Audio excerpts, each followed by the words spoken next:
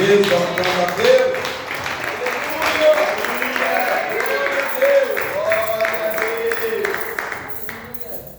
Glórias a Deus. Também quero saudar a igreja na paz do Senhor Jesus. Amém. Quando recebem essa paz, diga graças a Deus.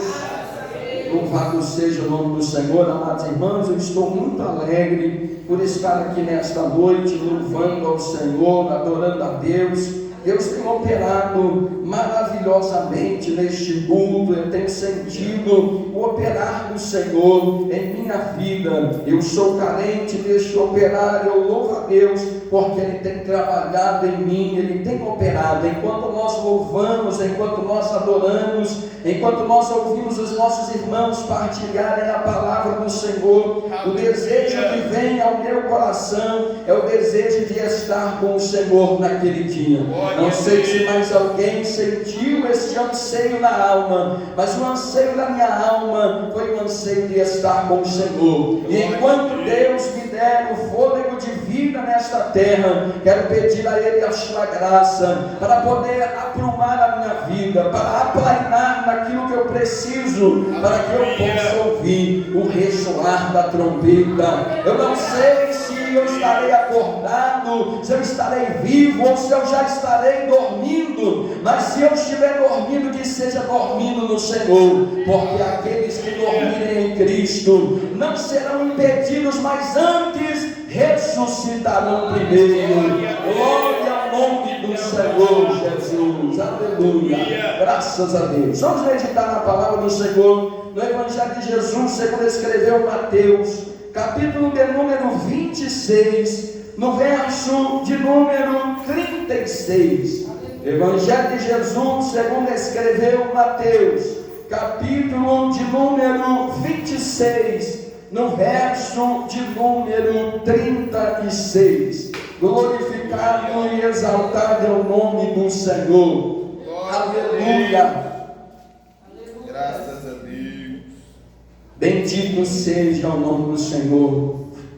Glória, glória, glória, glória, para todo sempre ao Rei dos Reis, ao Senhor dos Senhores. Louvado seja Deus, bendito é o nome do Senhor dos exércitos. Quantos encontraram dizem amém. Amém. Glória a Deus. Mateus capítulo 26, verso 36, diz assim a palavra do Senhor: então chegou Jesus com eles a um lugar chamado Getsêmani, e disse aos seus discípulos: assentai-vos aqui, enquanto vou além orar.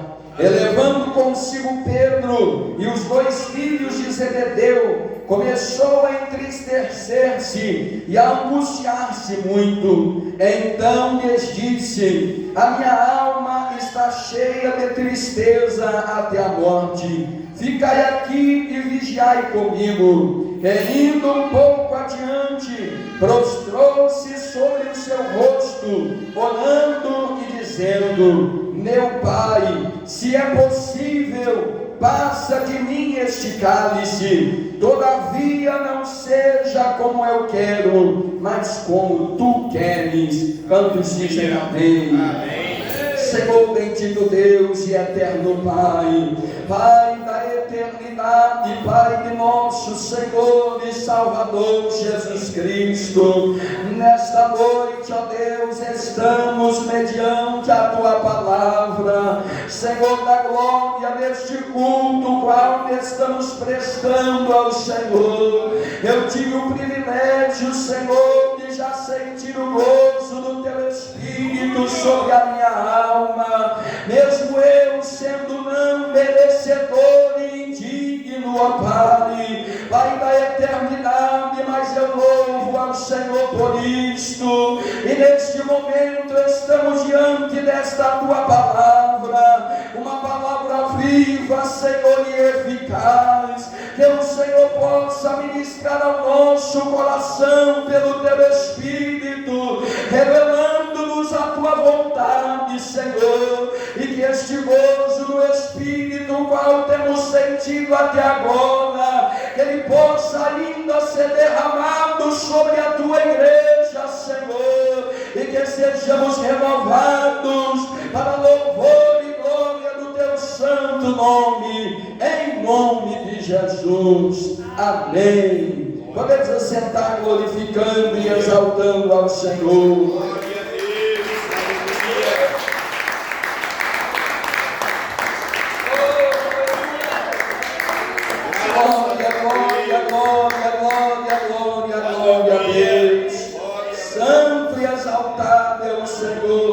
Exércitos, aleluia. Grande é o Senhor e muito digno de louvor sobre os céus e sobre toda a terra, aleluia. Bendito seja Deus, aleluia. Glória ao nome do Senhor. Amados irmãos, o Senhor nessa noite, pela sua misericórdia infinita, a qual nós não temos condições de merecer nem de mensurar, Ele nos traz a observação da sua palavra, do momento no qual o Senhor Jesus, Ele estava antecedendo ali os instantes dele ser entregue, para que ele pudesse ser julgado e ser morto por aqueles que ali haviam de o prender. O momento no qual o Senhor, Ele haveria de entregar o seu Espírito. Nós sempre dizemos que Cristo, Ele seria morto por alguém, mas na verdade a palavra do Senhor, ela é muito clara. O próprio Cristo foi quem entregou o seu Espírito a Deus. Louvado seja o nome do Senhor. Ele havia, amados, cumprido o seu ministério, e este ministério que Cristo cumpriu não foi um ministério que surgiu de repente. Quando Cristo, Ele veio sobre esta terra, o mundo, ele não foi pego de surpresa. A palavra do Senhor nos mostra incontáveis momentos nos quais o Senhor, Ele nos mostra na sua palavra, Deus, Ele mostrando o seu plano de salvação. Inúmeras vezes, de Gênesis até o Apocalipse, o Espírito Santo de Deus, Ele testifica na sua palavra que Deus, Ele não deixaria o pecado triunfar sobre a sua criação. Deus não deixaria que o dedo de Satanás triunfasse no momento no qual Ele tocou os seres mais preciosos da sua criação. Mas desde que o pecado entrou sobre o mundo, e junto com o pecado entra a morte, a palavra de Deus nos mostra que Deus, Ele já prefigurava que Cristo, Ele viria para remir, para apagar a cédula, para rasgar a cédula que estava registrada contra nós. Havia uma sentença já escrita, uma sentença que nos condenava à morte, morte por causa do pecado. Mas Cristo, o unigênito Filho de Deus, aleluia, aquele que estava desde o princípio com Deus, aquele que no momento da criação Ele estava operando junto com o Pai, na presença do seu Espírito Santo, aquele que estava decidindo, trabalhando desde o momento em que o mundo fora criado. Ele haveria de abrir mão da sua glória, Ele haveria de abrir mão da sua majestade. Um homem sobre esta terra, ele sente-se poderoso, porque ele pode decidir talvez quem vai ser preso e quem vai ser solto. No mundo do crime, alguém se sente poderoso, porque pode determinar a sentença de morte de alguém. Mas este mais poderoso, seja para o bem ou seja para o mal, não pode chegar aos pés da majestade santa de Cristo. Louvado seja Deus. E sendo Ele soberano, ao ponto dos anjos abaixarem a sua cabeça, erguerem as suas mãos e declarar que Ele é santo incessantemente, ao ponto dos serafins se curvarem diante da sua grandeza e dizendo: digno é o Cordeiro, aleluia. Ele despiu dessa glória lá desde o céu, e Ele tomou essa forma minha, essa forma de alguém que se acha poderoso sobre a terra. Louvado seja o nome do Senhor. Não havia um rebaixamento tão grande para Cristo, senão Ele assumir a forma forma de homem, uma forma fragilizada, uma forma que se enferma, uma forma que sofre as concupiscências deste mundo. Louvado seja Deus. Mas havia uma grande diferença. Quando Cristo ele pisou sobre esta terra, ele não sentiu o cheiro do pecado, ele não andou com o pecado, pelo contrário, desde o momento em que ele foi concebido, ele era santo, porque desde o princípio ele o é, e quando o mundo se findar, sua santidade ainda permanecerá. Oh, glória ao nome santo do Senhor. Cristo foi experimentado nos trabalhos, ele era a forma humana de Deus sobre a terra, mas ele foi experimentado nas labutas, padeceu debaixo do sol, padeceu as afrontas, e diferente de mim, que quando eu sou afrontado, na grande maioria das vezes eu vou retrucar, ele não abriu a sua boca, ele estava calado até o final. Quando o injuriavam, ele ficava quieto, ele se limitava a propagar o evangelho da salvação, dizendo: aleluia, arrependei-vos, porque é chegado o reino dos céus. Quando chega o momento, amados, ele já havia escolhido os seus discípulos, já havia pregado o evangelho. Nos deparamos com esta palavra na qual nós meditamos. Esta palavra, ela está registrada em uma quinta-feira. Era quinta-feira este dia. Cristo havia reunido os seus 12 discípulos para poder com eles celebrar a Páscoa. Nós estamos numa época em que o mundo fala sobre a Páscoa. Alguém nem sabe o significado da Páscoa. Alguns que se limitam a dizer que a Páscoa não é chocolate, não é, que a Páscoa quer se referir a Cristo. Mas quantas pessoas falam sobre Cristo sem saber de fato quem Cristo é, porque só sabe quem é Cristo quem anda com Cristo, só sabe da santidade de Cristo quem se reveste da santificação em Cristo,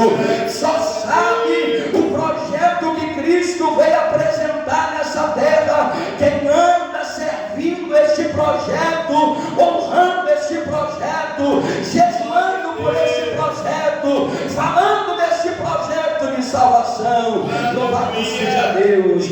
No meio daqueles 12 que celebravam a última Páscoa, porque dali em diante não precisava mais ninguém matar um cordeiro, não precisava mais ninguém matar um cordeiro sem mácula. Cristo ele celebrava junto com a última Páscoa aquilo que nós celebramos uma vez ao mês. Ele pega um pão, ele levanta aos céus, ele dá graça, ele parte e disse: a partir de agora você não precisa matar um cordeiro na sua casa, você não precisa matar um cordeiro na casa do seu irmão, porque comendo este pão que é partido, este é o meu corpo, o corpo do cordeiro. Mas é um cordeiro diferente, é um cordeiro que ele também é leão, diz a palavra, porque ele morreu como um cordeiro, sim, ele se entregou como um cordeiro, mas quando ele ressurge, ele é o majestoso leão da tribo de Judá. Louvado seja Deus. Quando ele levanta um cálice, ele dá graça, ele disse: este é o meu sangue que é derramado por vós. É interessante, amados, que no momento que ele falava daquela comunhão, é difícil de nós entendermos. Nós sabemos que era necessário que assim acontecesse, mas junto com Cristo, nesta quinta-feira, no qual o evangelista Mateus, Marcos, Lucas e João registra, dentre aqueles 12 que andaram 3 anos com Jesus, estava um cujo coração já estava a traição dentro dele. Estava sentado naquela quinta-feira um homem, participando do corpo, bebendo do cálice, sorrindo para o mestre, beijando o mestre, mas o coração dele já estava a traição. Ele já havia vendido a Cristo no seu interior, ele já havia vendido a comunhão no seu interior, e a palavra do Senhor nos mostra que ele nem consentiu em receber ou pedir uma certa quantia por sua própria vontade. chega aos principais dos sumos sacerdotes e ele diz: me dá alguma coisa, me dá qualquer coisa aí, porque eu vou entregar um mestre para ti. Louvado seja Deus. A palavra nos diz que eles consentiram em lhe dar dinheiro e lhe apresentaram algumas moedas de prata. Como se nada acontecesse, Judas Iscariotes entra na mesa da comunhão. Louvado seja o nome do Senhor. O coração daquele que traía participava do ato da comunhão. Nós julgamos, amado Judas. Quantas vezes eu apresento Judas nos meus julgamentos, mas quantas vezes talvez eu já me comportei como ele, porque me dirigindo para o templo da adoração ao Senhor, o meu coração estava preso em mágoas, o meu coração estava preso pensando em como eu responderia mal a alguém, pensando em como eu evitaria alguma afronta, enquanto no momento em que eu entro no templo do Senhor, o meu coração não pode ter espaço para isso. O meu coração precisa ter espaço para glorificar aquele que me lavou, que me comprou, que me remiu e que me santificou. Aleluia. Por isso o Senhor nessa noite Ele nos convida a limpar o nosso coração de toda a impureza.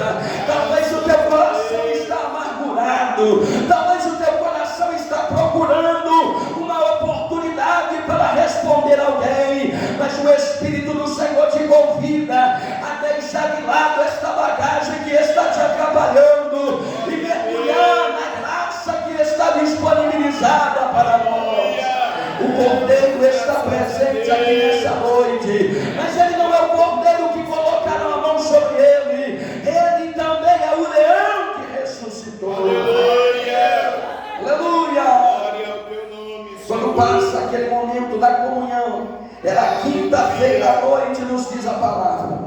Jesus, ele começa este momento no capítulo 26 e o verso 36. Ele chama os seus 12 discípulos a um lugar chamado Getsemane. Ali um lugar onde era um jardim de oliveiras, onde havia um local onde se espremia as azeitonas, onde se produzia o azeite. Naquele lugar Jesus se reunira naqueles 3 anos de ministério para orar, e como não era diferente, ele se reúne para orar também naquela noite, mas ele sabia que ele não voltaria ali antes da sua morte, antes dele se entregar. Ele chama os seus discípulos e de repente ele vai dizer e vai chamar ainda a Pedro, a Tiago e a João para ir mais adiante, e Jesus abre o seu coração e ele diz que ele começa a entristecer-se e angustiar-se muito. No verso 38, Jesus diz a Pedro, a Tiago e a João: a minha alma está cheia de tristeza até a morte. Nós estamos observando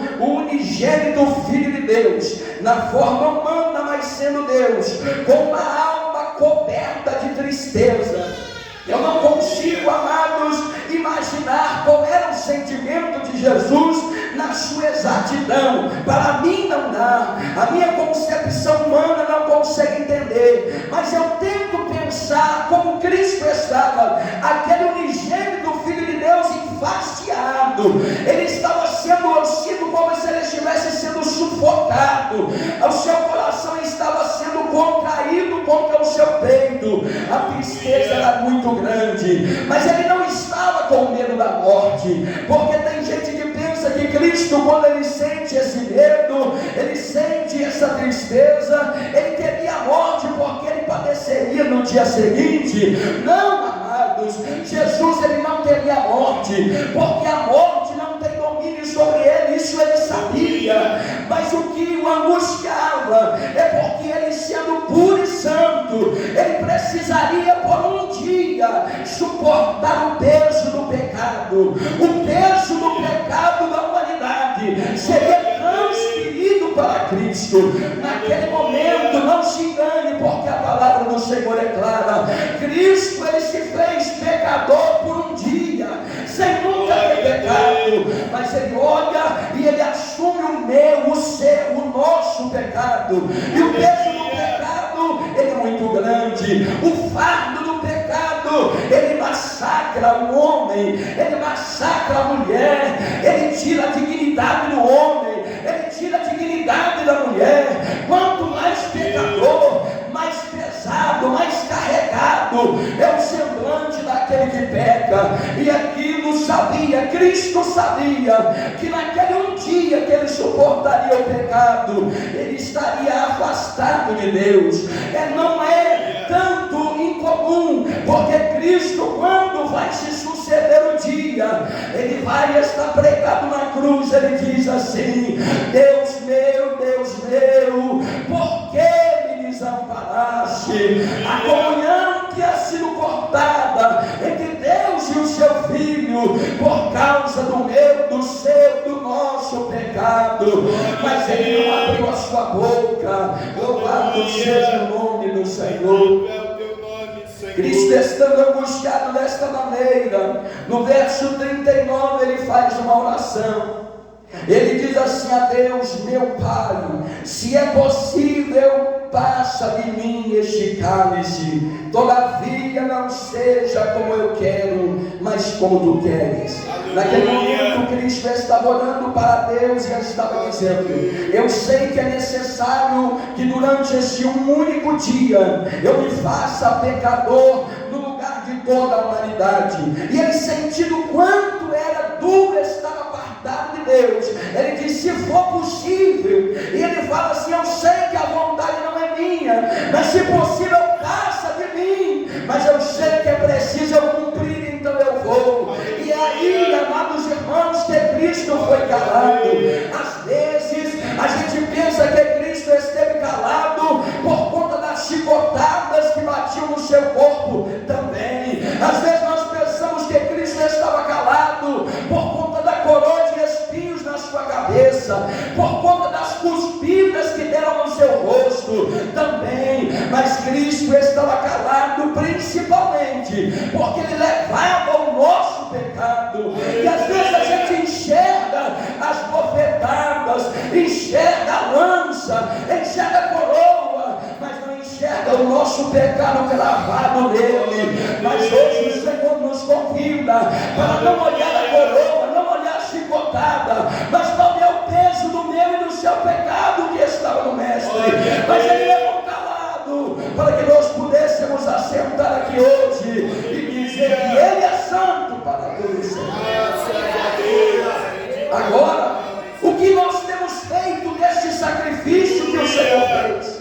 Os espinhos eles sarariam, mas o peso do pecado, Cristo não podia suportar aquele apartamento de Deus, e a culpa era nossa. Então, quando nós olhamos para isso, o Senhor me faz lembrar do apóstolo Paulo, e nós vamos encerrar por aqui.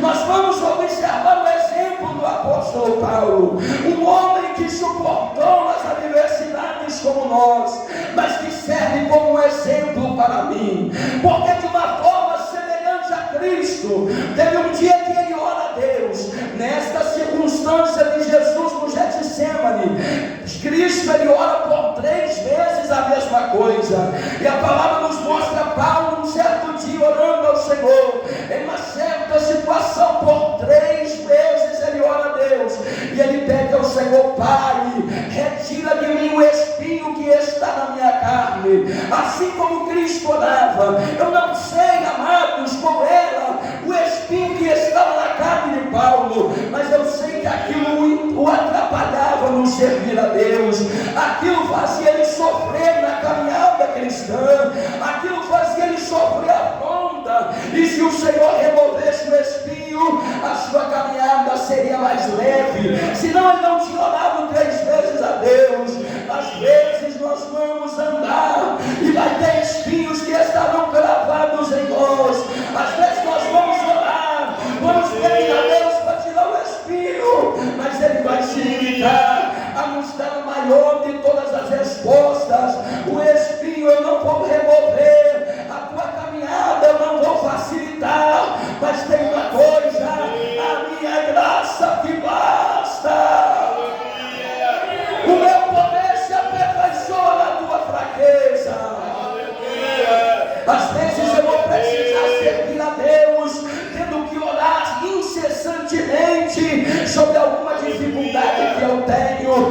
Senhor não vai melhorar ela, porque é o espinho que eu preciso levar. Talvez se a minha caminhada fica mais fácil, eu vou deixar de servir a Deus, mas tem uma coisa, tem um conforto de Deus para nós aqui nessa noite, e o Senhor me dizia essa tarde: não se preocupe com o espinho, não se preocupe com as falas que vão se dividir aqui. Alguém vai te criticar pela maneira como você se veste, alguém vai te criticar pela maneira como você prega, como você ora, como você é usado nos dons do Espírito, mas a minha graça te basta.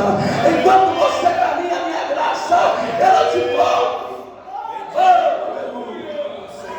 A graça do Todo-Poderoso, ela está cobrindo a nossa caminhada, e nós não vamos desanimar, nós não vamos desistir, nós serviremos a Deus, fortalecidos na graça do Todo-Poderoso.